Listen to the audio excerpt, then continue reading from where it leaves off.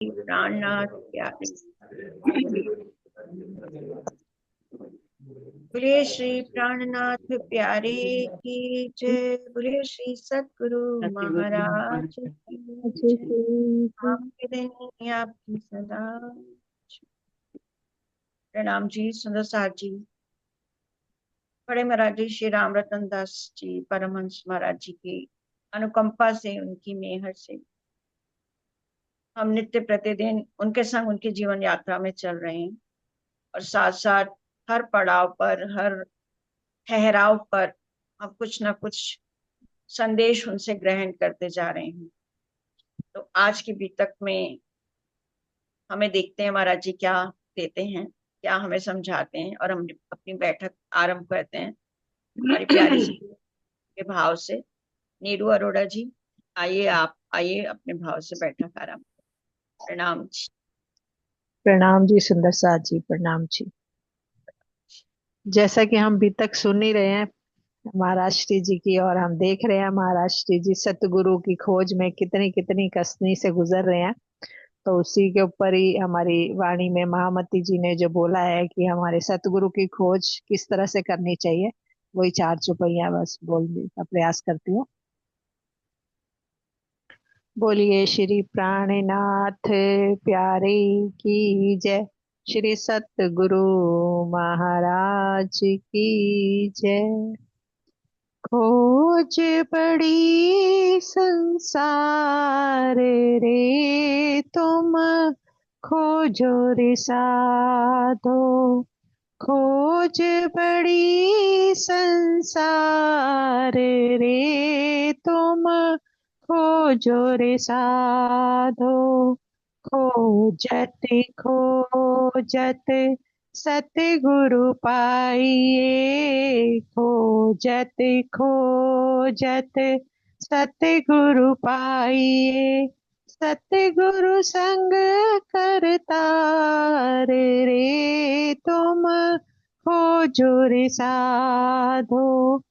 खोज बड़ी संसार रे तुम, खोजो रे साधो।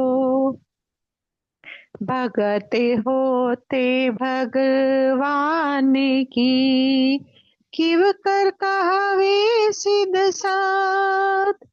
गुण अंग इंद्री के बस परे थे, बांधत बंध अगाध रे तुम, खोजो रे साधो।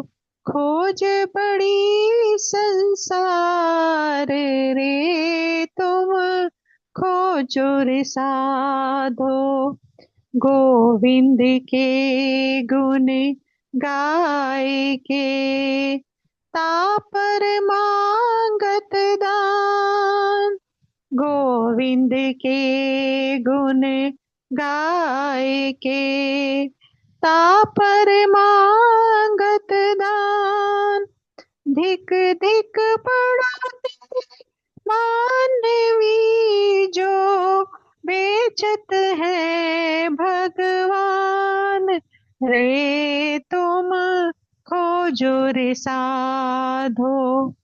खोज बड़ी संसार रे तुम, खोजो रे साधो।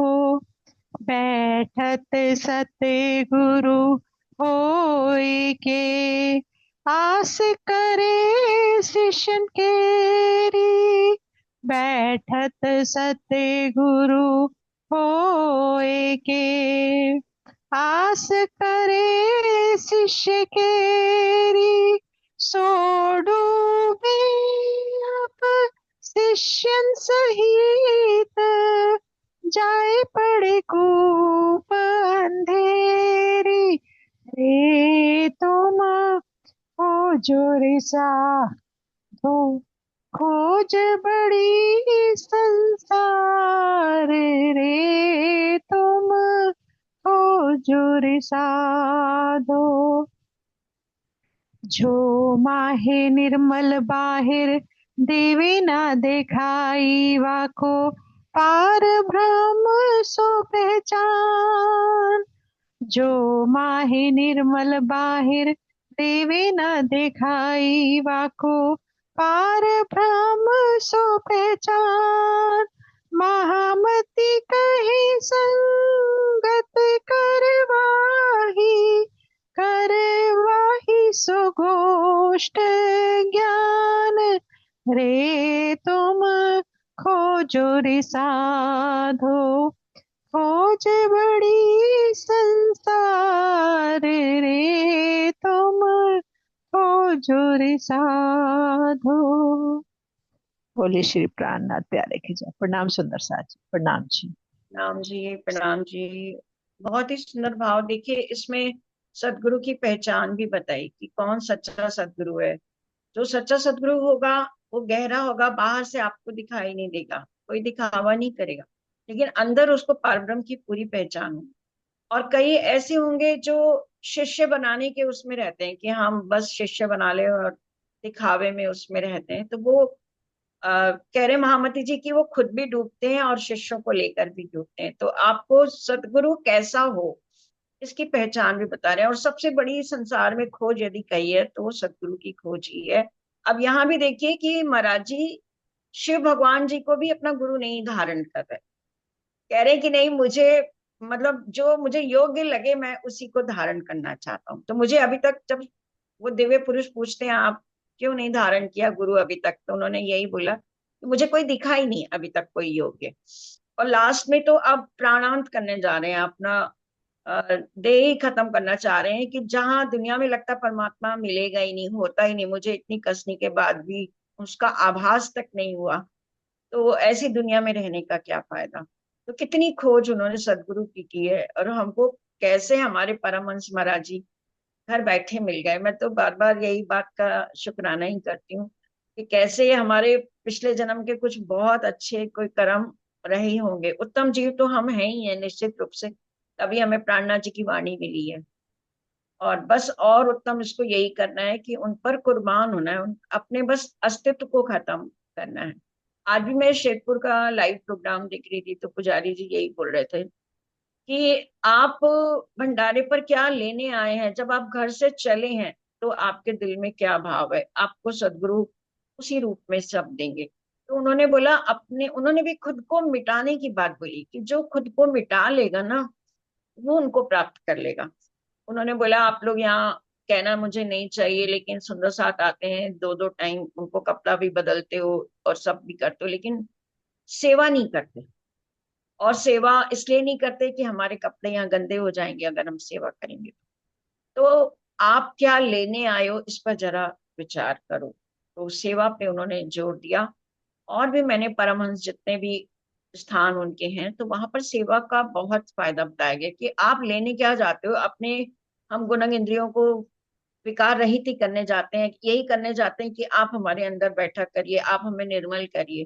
तो उसका तरीका क्या है वो बता रहे थे कि आप सदगुरु से क्या चाहते हैं, उनका जीवन देखिए। और वो रो रहे थे समझो अभी तक ये चर्चा करते हुए कि आप महाराज जी का जीवन देखो, उनकी जीवन यात्रा सुनो पढ़ो, तो आपको समझ में आएगा कि सदगुरु किसको कहते हैं। तो बहुत ही सुंदर भाव आपका, बहुत ही अच्छा। आमती जी ने तो कदम कदम पर हर इनका पहचान हमें। लाइव, आप लाइव कहाँ आता है? आप जरा ग्रुप में शेयर करना, मैंने ढूंढा आज मुझे तो मिला नहीं। हाँ मैं शेरपुर आपको का शेयर, लाइव। आ रहा है मैं आपको शेयर कर। तो चलिए सुंदर साथ जी, हम अब कामाक्षी के साथ आगे की यात्रा पर चलते हैं। प्रणाम जी। तो सुंदर साथ जी, अब हमने ये देखा था कि अब महाराज जी आगे जब बढ़े हैं तो बालाजी मंदिर की वो महत्व बता रहे हैं कि बालाजी मंदिर का नाम, उसकी प्रतिष्ठा क्यों हुई। तो बता रहे एक हाथीराम महात्मा जी थे जो बालाजी के ऊपर थोड़ी एक छोटी पहाड़ी पर घने वन में तपस्या करते थे, और वृक्ष के पत्ते ही खाकर और वो उसमें अपना तपस्या करते थे। उनकी भक्ति से प्रसन्न होकर कृष्ण भगवान जी बाल रूप में आए। बाल रूप में आए, उनकी इतनी प्यारी क्रीड़ाएं और तोतली जुबान में वो खो भी गए। और महात्मा जी उन क्रीड़ाओं में उनका नाम भी पूछना भूल गए। भूल गए उन क्रीड़ाओं में भक्त पूछना उनका नाम, किस तरह तुम मुझ तक आए, कौन पिता बच्चा तेरा गाम। वो इतने उसमें मगन हो गए उन आनंद की लीलाओं में कि वो ये भी पूछना भूले कि इतने वीराने जंगल में तुम मुझ तक कैसे आए, कौन तुम्हारा पिता है, बच्चा कौन तुम्हारा गांव है। बाल रूप पर मोहित होकर लगे खेलने उनके साथ। हाथी राम स्वयं भी उससे करने लगे तोतली बात। और बच्चे के साथ जैसे हम भी बच्चे बन जाते हैं ना, जैसे हमारे घर भी कोई छोटा बच्चा आ जाए, चाहे वो हम हमारी बात समझ रहा हो या नहीं समझ रहा हो, हम उसको बुलाते हैं और उसके साथ वैसी ही भाषा में बात करने लगते हैं। तब हम ये नहीं समझते हम बहुत ज्ञान वाले हैं या हम कोई बहुत बड़े हैं, ये बहुत छोटा बच्चा है। हम उसके साथ वैसा ही बन जाते हैं। इसी तरह हाथीराम जी भी उसके बाल रूप पर मोहित हो गए, उसके साथ खेलने लगे और तोतली तोतली बात करने लगे। हाथीराम हुए तन्मय शिशु लीला का करके रसपान। खेले खूब मस्त हो करके दोनों भक्त और भगवान। दोनों भक्त और भगवान खूब मस्त होकर रोज ही खेलने लगे, क्रीड़ा करने लगे। किंतु भक्त अनभिज्ञ रूप से वास्तव में है ये कौन। जब आता आनंद हृदय में ज्ञान शक्ति हो जाती मौन। महाराज जी कह रहे हैं कि वो ये सोचने की उनमें शक्ति नहीं रही कि वास्तव में ये कौन है, क्योंकि जब आनंद हृदय में आ गया ना, जब आनंद आ जाता तो ज्ञान मौन हो जाता है, तब हमारा ज्ञान भी कहीं किनारे हो जाता है। 4 रोज तक नित्य निरंतर शिशु लीला आनंद दिया। कृत्य कृत्य कर दिया भक्त को हाथी राम कृतार्थ किया। 4 रोज तक ये रोज लीला होने लगी, वो बालक रूप में आनंद देते थे, ये लेते थे। धन्य धन्य हो गए ये भगत हाथी राम, कृतार्थ हो गए। चौथे दिन भगवान भक्त से बोले, आप महात्मा जी पड़े हुए हो छिपे हुए क्यों इस गहराई में वन की। चौथे दिन भगवान ने भक्त हाथीराम से पूछा, महात्मा जी आप इतने घने वन में क्यों बैठे हो, आप क्यों यहाँ पर तपस्या में लगे हो, किस तलाश में हो, क्या इच्छा है हमको भी बतला दो। किस दुख से घर त्याग आए हो, इच्छा हो तो जतला दो। वो बोलते हैं, बच्चा वो पूछता है महाराज उनसे, हाथीराम जी से, कि आपको क्या चाहिए हमें भी जरा बता दो, और आप कौन से दुख के कारण घर छोड़ आए हो, आपकी जो इच्छा हो मुझे बताओ। बालाजी बोले, सुनते ही क्या इच्छा होती हमको, पड़ा पड़ा एकांतवास में याद किया करते उसको। हाथीराम जी कहती, मेरी तो कोई इच्छा ही नहीं है, मैं तो बस यहाँ एकांत में उनको याद करने के लिए आया हूँ, और उनको याद करते करते यहाँ पड़ा रहता हूँ।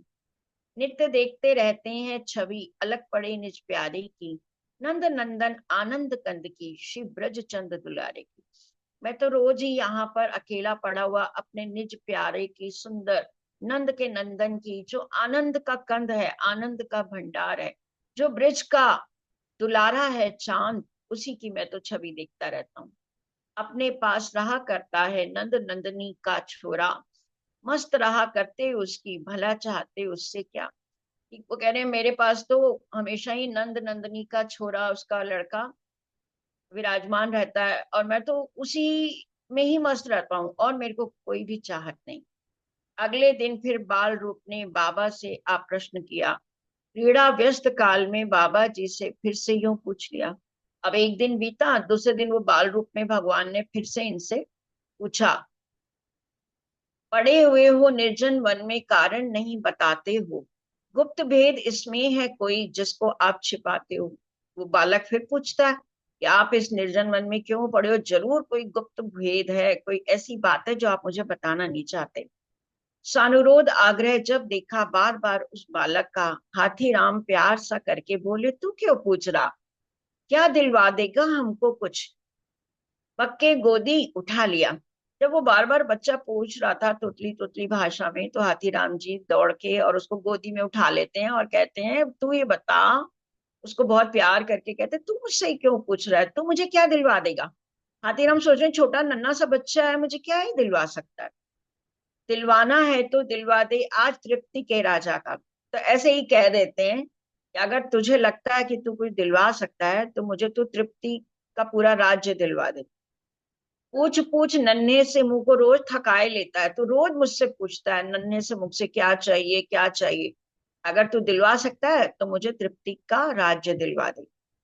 दिलवा भी सकता है या बस पूछ पूछ ही लेता है, कहा तोतली भाषा में उस बाल रूप छवि ने उनको। अगर इच्छा ये है बाबा, जाओ राज मिले तुमको। अब बार बार वो हाथीराम जी कह रहे हैं तू दिलवा भी सकता है या बस यूं ही पूछ रहा है, बच्चा है तू तो वो तोतली भाषा में क्या बाल रूप छवि ने कहा, अगर बाबा आपकी ये इच्छा है तो जाओ, आपकी इच्छा पूरी हो, आपको राज्य मिल जाएगा, आपको राज्य मिले। खेल खेल में विदा हुए एकदम श्री कृष्णचंद्र महाराज बातों बातों में दे गए बाबा जी को तृप्ति का राज। और ये कहकर और वो वहां से अलग हो गए। और इन्होंने भी उतना गौर नहीं किया होगा कि बच्चा है, कुछ पूछा और मैंने उसको बता दिया। स्वप्न दिया जाकर रात्रि में तृप्ति धाम के राजा को, काल निकट आ पहुंचा तेरा सूचित करते हैं तुमको। अब वो जो बाल छवि में भगवान थे, वो उन्होंने क्या किया, तृप्ति धाम के जो राजा थे उनको स्वप्न में दर्शन दिया और ये कहा, हे राजा मैं तुमको ये सूचित करता हूँ कि तुम्हारा काल निकट आ गया है। 8 रोज के अंदर अंदर तू अवश्य मर जाएगा, तेरा राजपाट सारा ये यहीं धरा रह जाएगा। कि 8 रोज के अंदर तू अवश्य ही तेरा प्राणांत हो जाएगा, तेरा राजपाट यहाँ सब रह जाएगा, कोई दिखने वाला नहीं है। करने को अंत्येष्टि क्रिया तक तेरे कोई संतान नहीं, अवधि पूर्ण हो चुकी तुम्हारी, 8 रोज की जान रही। अब वो कह रहे हैं बाल स्वरूप में भगवान उनको कि तेरे कोई संतान भी नहीं है जो तेरी अंतिम क्रिया करे, और तुम्हारी आयु पूर्ण हो चुकी है, 8 रोज बचे हैं केवल। केवल सूचनार्थ तेरे को स्वप्न बीच में आया हूँ, अंत सुधर जाए जो तेरा चेत कराने आया हूँ।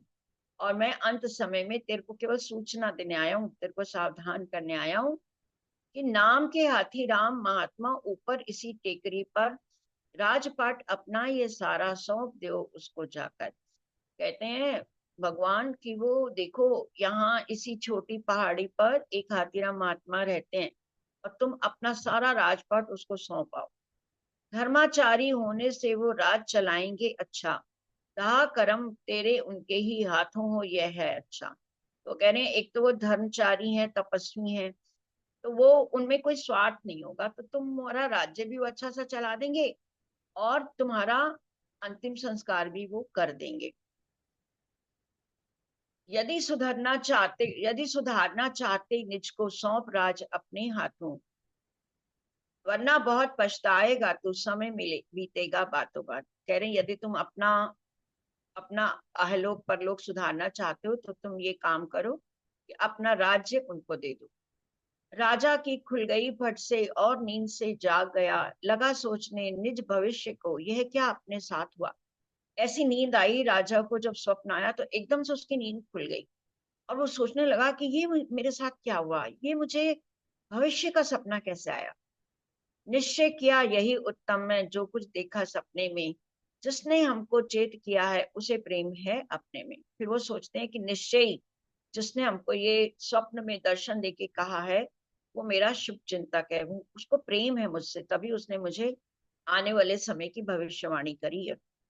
कहा न माने यदि हम उनका, जो भविष्यवाणी में था, कर्म कांड सब बिगड़ जाएगा, जीवन सारा जाए वृथा। और यदि मैं उनका कहना नहीं मानता हूँ जो उन्होंने भविष्यवाणी में कहा, तो सारा मेरा व्यर्थ हो जाएगा, करा कराया मेरा राज्य ही चला जाएगा। रात ही उठ करके राजा ऊपर गया टेकरी पर, हाथी राम महात्मा के दर्शन पाए उसने जाकर। जैसे ही सुबह हुई तो राजा ऊपर उसी छोटी पहाड़ी पर गए और हाथी राम दर्शन के दर्शन उन्होंने किए।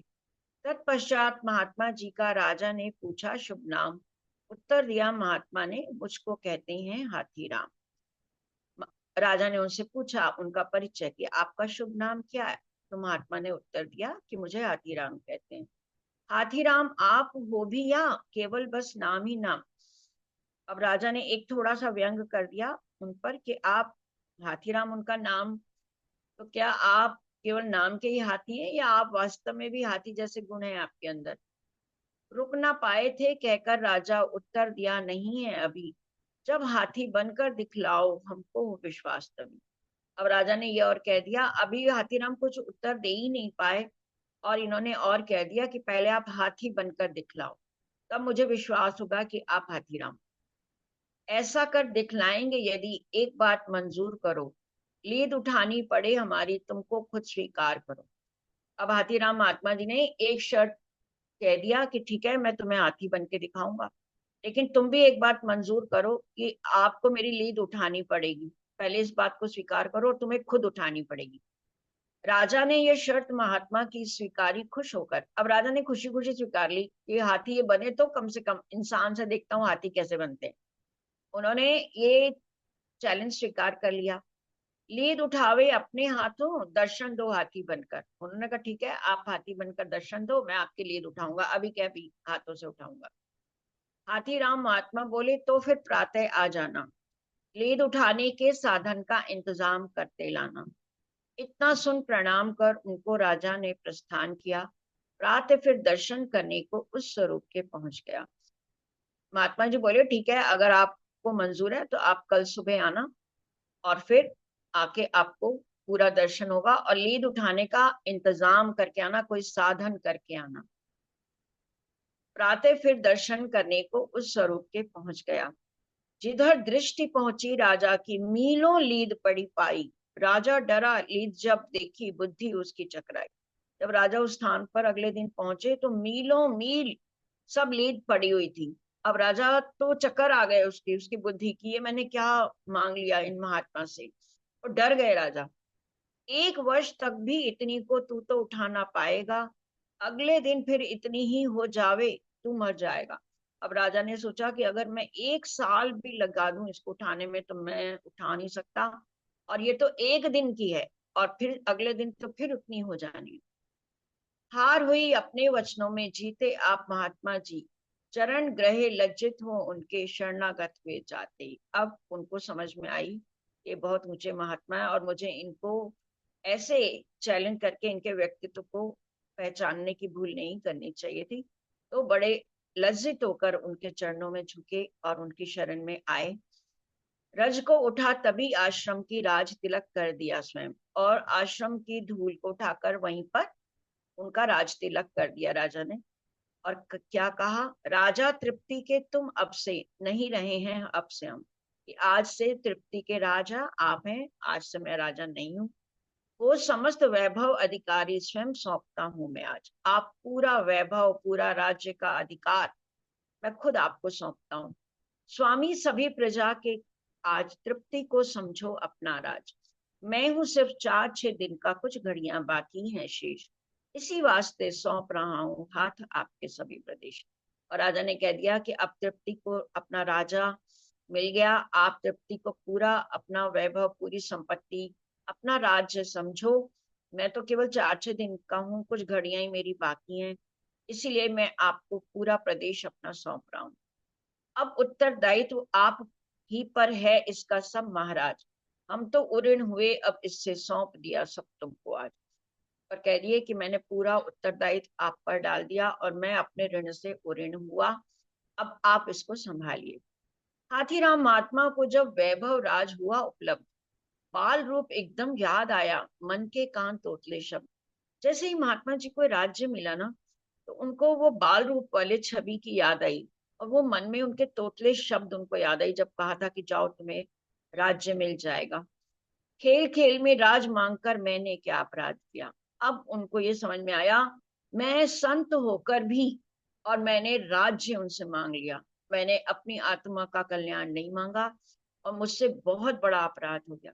तो सुंदर साहब जी देखिए, ये है माया जो ऐसे फिसला देती है। उन्होंने सोचा भी नहीं था कि ये बच्चा है, और कहीं ना कहीं उनके मन में राज्य की इच्छा रही होगी, पूरा वैराग्य नहीं आया था अभी, तभी उनके मन में ये राज्य की बात भी उठी। अब वो बहुत परेशान हुए, उन्होंने को बहुत ग्लानि हुई, आत्मग्लानि हुई, कि था विरक्त निर्द्वंद भक्त में, अब यह बोझा लाद लिया कि मैं तो बिल्कुल निर्द्वंद होके अपना आराम से भक्ति में था, विरक्त होकर रहता था, अब तो मैंने ये क्या बोझा लाद लिया। देखिए सदगुरु महाराज जी ने पहले भी ये घर गृहस्थी और इन सबको बोझे ही बताए हैं, कि हम लोग जो अनावश्यक चीजों का संग्रह कर लेते हैं अपनी गृहस्थी में, कितना कितना बोझ हम लाद के चलते हैं। और महाराज जी ने पहले भी कहा था कि आजादी, आप गुलामी की जंजीरों में जीते हो और आपको पता ही नहीं लगता कि आप गुलामी में हो। आप जो ऐश आराम, जो आपको सुख सुविधाएं हैं, आप इनके गुलाम हो जाते हो, आप इनके बंधन में हो जाते हो। और कभी आगे बढ़ना भी चाहते हो ना, तो जिंदगी में जो कुछ आपने ये कमाया होता है वो आपका बाधा बनता है। इसी तरह अब इनको तो पूरा राज्य का बोझ आ गया, हमारे पास तो एक गृहस्थी का बोझ होता है। तो वो कहने लगे, ये छलिया छलकर खेल खेल में ठग कर ले गया हाथों हाथ, ये तो छलिया भगवान के लिए कह रहे हैं, वो बालक रूप में आए और अब खेल खेल में मुझे ठग कर ले गया। ठगा गया मैं अनजाना बालाजी तुमसे बातों बात। हे बालाजी तुम आए मुझे दर्शन देने, और बातों ही बातों में मैं अनजानेपन में तुमसे ठगा गया। हा बालाजी कूक मारकर हाथी राम, बिलख हो उठे विरह अग्नि में, ले लेकर बालाजी नाम। अब बालाजी का नाम ले लेके हाय बालाजी ऐसे करके वो विरह की अग्नि में बिलख रहे हैं। हाथी राम भक्त बहु तेरा, बाला बाला चिल्लाया, किंतु मोहिनी छवि बालाजी की फिर देख नहीं पाया। बहुत चिल्लाए वो, बालाजी बालाजी आप कहाँ हो, आप कहाँ हो, आप आओ, आपको राज्य वापस देना चाह रहे हैं। लेकिन बालाजी दोबारा दर्शन उन्होंने नहीं दिए। किंतु मोहिनी छवि बालाजी की फिर देख नहीं पाया। राज्य भार सब केली कला का चिन्ह मात्र कर छोड़ गए। मोह न मोहन तुमसे किंचित एकदम रिश्ता तोड़ गए। अब उनको समझ में आ गया कि मुंह में पड़कर मैंने क्या कर डाला, और ये मोहनी सूरत वाले मोहन एकदम से मुझसे रिश्ता छोड़ गए और पूरा राज्य का भार मुझे दे गए। राज तिलक की रस्म अदा हुई, गद्दी पर पधराकर उनको आदर किया प्रजा ने सारी, हाथी राम महात्मा को। अब सारी राज तिलक की जो भी औपचारिकताएं थी पूरी की गई और इनको गद्दी पर बिठाया गया। 4 रोज के बाद स्वयं राजा ने चोला छोड़ दिया। संस्कार अंत्येष्टि क्रिया का भक्त राज ने आप किया। 4 दिन के बाद जैसा उन्होंने कहा था वही हुआ, और उनका धाम गमन हो गया, और इन्होंने उनका अंतिम संस्कार किया। उसी टेकरी पर बालाजी का एक मंदिर बनवाया, साथ साथ एक मठ अपना भी हाथी जी ने चुनवाया। अब वहीं टेकरी पर जहां इनको दर्शन हुए थे, वहां पर एक मंदिर बनवाया और साथ साथ में अपना रहने के लिए एक मठ भी महात्मा जी ने बनवाया। बालाजी की मान प्रतिष्ठा केवल इस घटना से है। तब से वहां टेकरी पर जो मंदिर बना उसकी प्रतिष्ठा, उसका मान इसी घटना से कि यहाँ बाल रूप में आकर उन्होंने दर्शन दिए थे। श्रद्धा बड़ी विकट लोगों में, बड़ा मर्तबा इनका है, लेकिन हम ना घुसे मंदिर में। हृदय हमारा जख्मी था, चोट लगी जो जगन्नाथ में, रहता हरदम जख्मरा। अमरा जी कह रहे हैं, ये सारी घटना मुझे जब पता भी लगी, लेकिन तब भी मैं मंदिर के अंदर नहीं घुसा, क्योंकि मेरा हृदय जख्मी हो चुका था। मुझे जगन्नाथ में जो चोट मिली थी ना, उसका जख्म मुझे मेरे दिल में हरदम हरा रहता था। तो मैं अंदर मंदिर में मैंने गया ही नहीं, क्योंकि अब इन्होंने मंदिर जाना ही छोड़ दिया था। बालाजी से भी हुआ आगे निज प्रस्थान, सदगुरु की इच्छा केवल फकत उन्हीं का ध्यान। बालाजी से भी आगे अमरा जी चल रहे हैं, और केवल सदगुरु को पाने की ही इच्छा है, फकत उन्हीं का ध्यान करते हुए वो आगे चल रहे हैं। महालक्ष्मी मंदिर पहुंचे, था वे मंदिर बड़ा विशाल। लंगर जहाँ खुले रहते थे, पूरे करते सभी सवाल। चलते चलते महाराज जी एक महालक्ष्मी मंदिर में पहुंच रहे हैं, और वहां पर लंगर चलता था, खुला लंगर, जितना चाहो कोई भोजन ले सकता है। जैसे अभी अभी हम देखते हैं वैष्णो देवी में और कई स्थानों पर 24 घंटे लंगर चला करता है। तो यहाँ पर भी साधु और महात्माओं को सुविधाएं मिलती सारी, दवा गोलियां भी मिलती थी अगर किसी को बीमारी। तो यहाँ पर सबको लंगर खुले रहते थे, साधु महात्माओं को सारी सुविधाएं मिलती थी, और कोई यदि बीमार होता था दवा गोली भी मिल जाती थी। छोड़ छाड़ इसको भी पीछे, अपना हो जा घिर जा पहुंचे, मिले जुले एक जगह बहुत से संत महात्मा थे बैठे। महात्मा जी यहाँ भी नहीं रुके राजी, और अपना हो जा घिर जगह एक का नाम है, वहां जाके पहुंचते हैं जहाँ बहुत सारे संत साधु बैठे होते हैं। उन्हें देखकर पास पहुंच गए तो ऐसा आना सत्कार हुआ, ऐसा अपना सत्कार हुआ, देखकर हमें इशारा हाथों का उन सब ने भगा दिया। हमारा जी कह रहे हैं यहाँ आया तो यहाँ भी महात्माओं ने क्या सत्कार किया कि हमको इशारा किया हाथों से और भगा दिया, मतलब बैठने नहीं दिया किसी ने।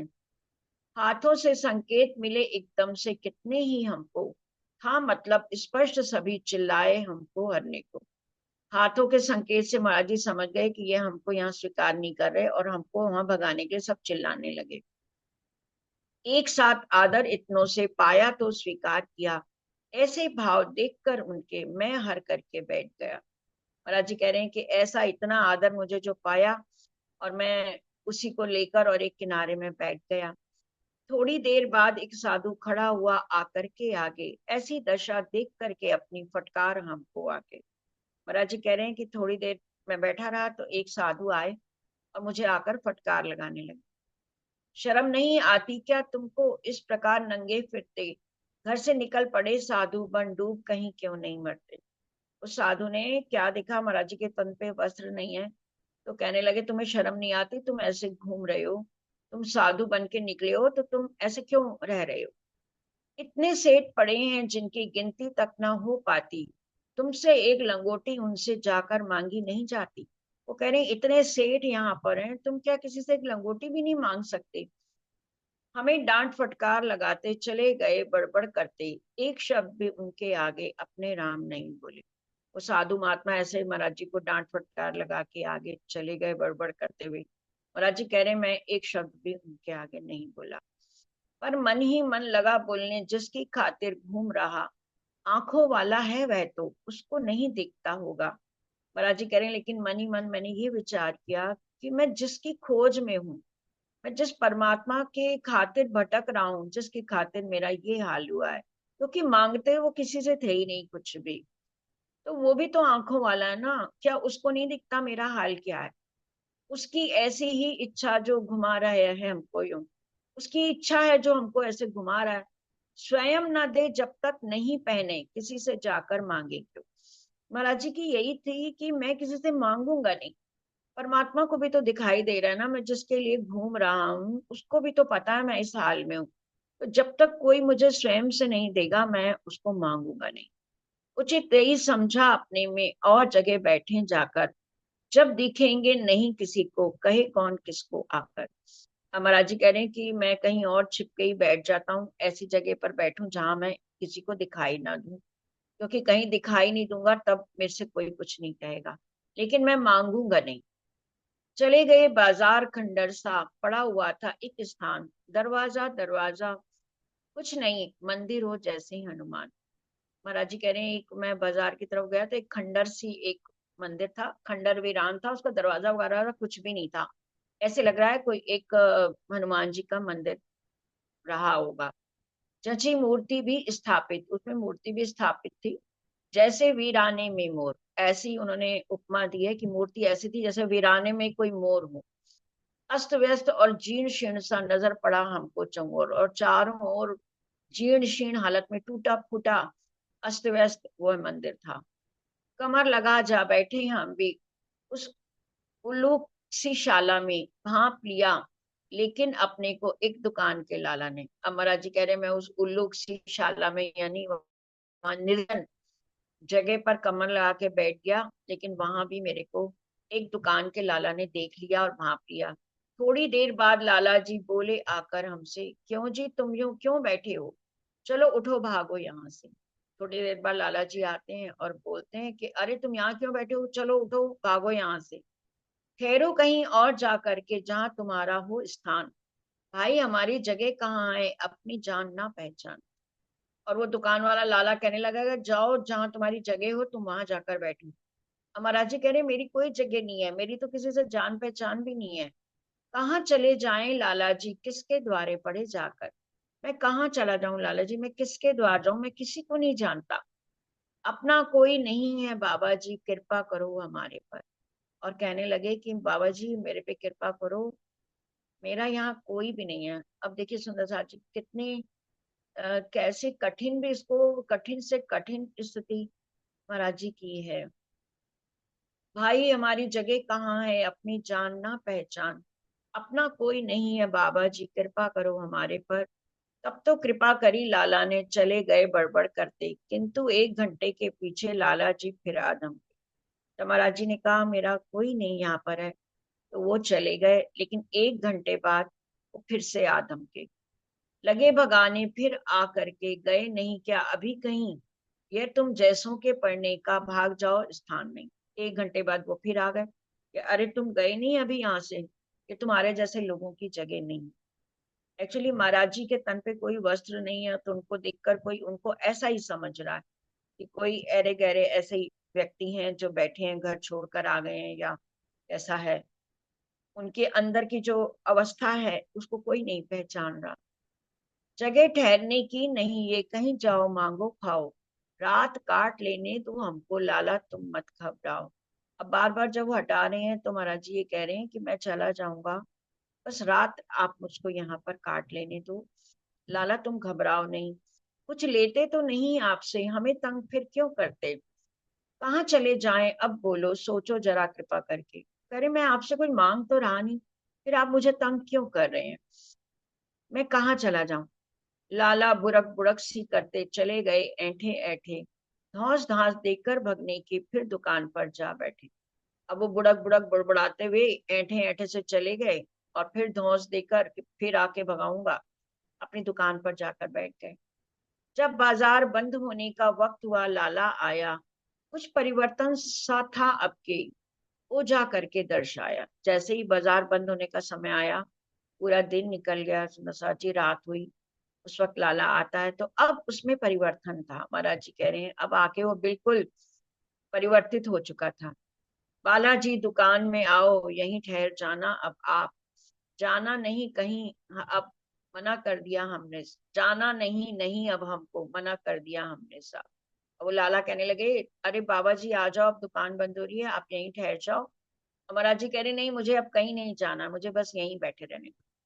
क्या लेना हमको दुकान में, क्या लेना है यहाँ हमें, रात उठकर चले जाएंगे लाला रखो क्षमा हमें। महाराज जी ने कह दिया मुझे तुम्हारी दुकान से कुछ भी नहीं लेना, तुम बस मुझे यहाँ बैठे रहने दो। लाला चिंता कुछ मत करो हमारी, ठीक ठाक बैठे हैं हम, आप बिना आराम रहोगे क्षमा करो गलती भगवान, हमने जो अपशब्द कहे वह थी बाबा जी अपनी भूल, आप महात्मा हो बाबा हम हैं सिर्फ चरण की धूल।